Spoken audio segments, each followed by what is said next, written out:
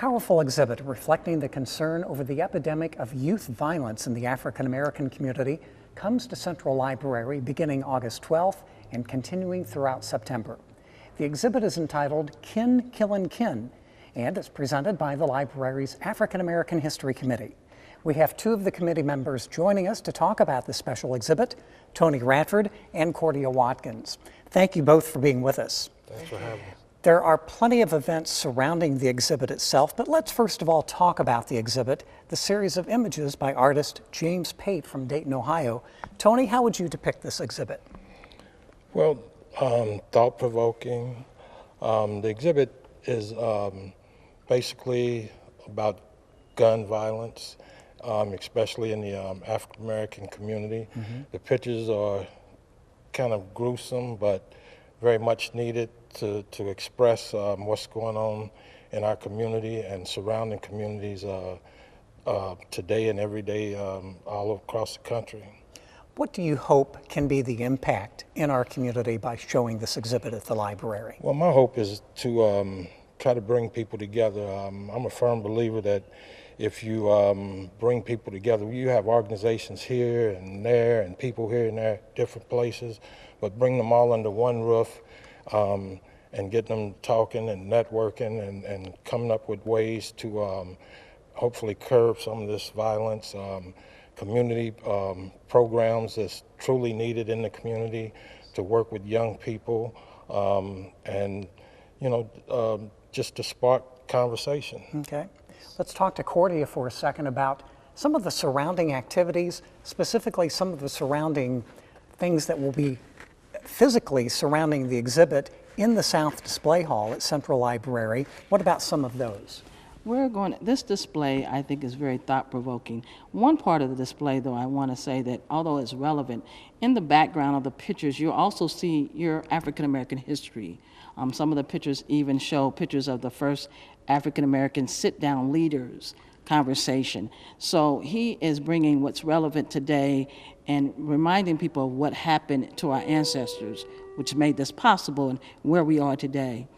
Some of the things that will be surrounding is that we will have an avenue for people to actually participate in different scenarios, such as artwork, such as music. We want people to be able to express themselves about the exhibit afterwards. We want to have a declaration. We want to stand for peace. And that's what the library is doing while we're doing this. We want to be a part of the solution to the problem that's out here in the community.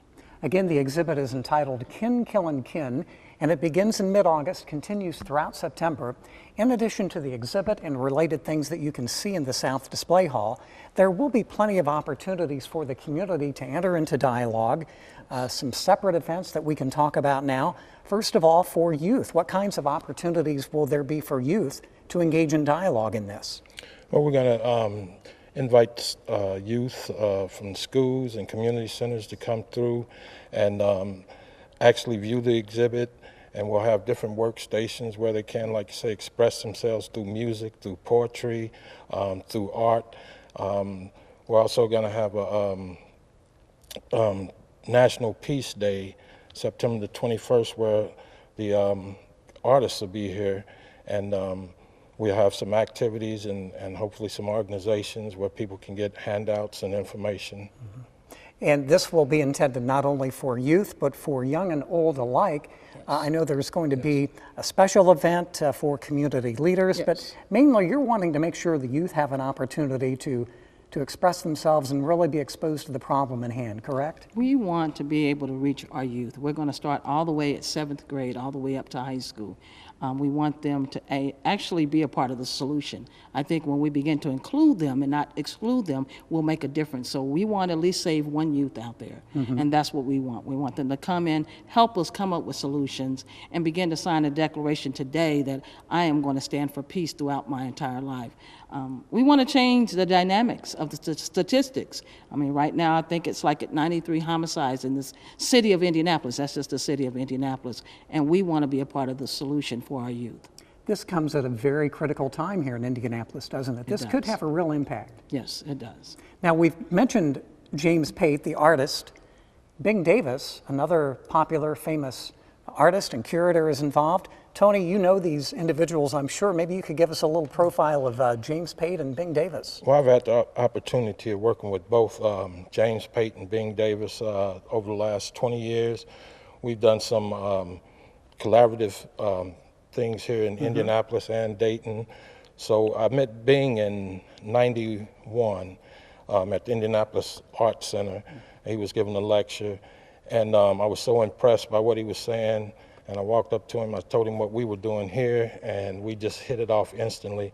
He then introduced us to the artists up in Dayton, Ohio. And most of the artists in Dayton, Ohio are schooled, you know, got educated in some field of art, and the artists here were mostly self-taught. So he helped bring that nucleus together, and we did some very positive things in the 90s on up to now. Very good. James Pate, the artist, and Bing Davis, the curator of this, coming to Indianapolis from August 12th through September 28th in the South Display Hall here at Central Library. One final question: how important is it for the library to be involved, specifically the African American History Committee, to be involved in promoting this kind of activity? Cordia? We want to be a part of the community and doing positive things. We want to be a part of the solution, as we keep saying. And so this is an opportunity for us to bring everybody together, to have conversation, to spark interest. And so that's what we're going to do with this exhibit. We're hoping to have all kind of conversations and come up with great solutions. Sometimes we think that the public and the police department and the community leaders don't speak because they're not on neutral ground. The library is a very neutral ground, and we want to provide that for our community. Plenty of opportunities not only to view the exhibit, but get involved in some of these free community events, again, to establish dialogue over the incidence of youth violence in the African American community. Tony and Cordia, thank you for joining us.